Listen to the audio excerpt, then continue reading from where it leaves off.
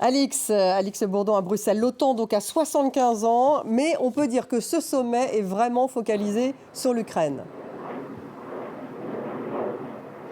Alors en effet, à la veille de ce 75e anniversaire de l'OTAN qui va être célébré ici au quartier général à Bruxelles, eh bien, les ministres des Affaires étrangères de l'Alliance Atlantique se réunissent pour discuter de deux mesures, des mesures dont le but est d'assurer un soutien à long terme à l'Ukraine. Ça, c'est le secrétaire général de l'OTAN, Jens Stoltenberg, qui l'a dit à son arrivée à cette réunion ce matin. Mais le but de ces propositions, c'est également de renforcer le rôle de l'OTAN dans l'éventualité d'une victoire de Donald Trump à l'automne. Alors la première proposition, c'est en effet un fonds de 100 milliards d'euros sur 5 ans pour l'Ukraine. C'est une proposition du secrétaire général de l'OTAN, mais certains pays se montrent sceptiques quant au financement de ces fonds, comme la Belgique ou comme l'Allemagne. D'ailleurs, la ministre des Affaires étrangères allemande a estimé qu'il n'était pas raisonnable de jongler avec des chiffres de cet ordre de grandeur.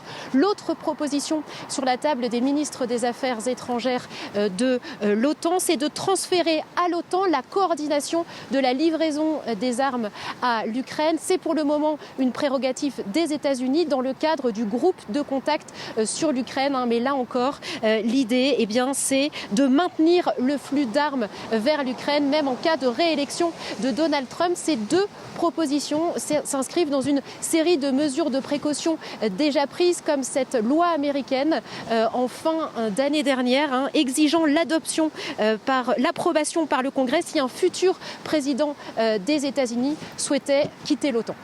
Merci Alix Bourdon, donc en direct de Bruxelles.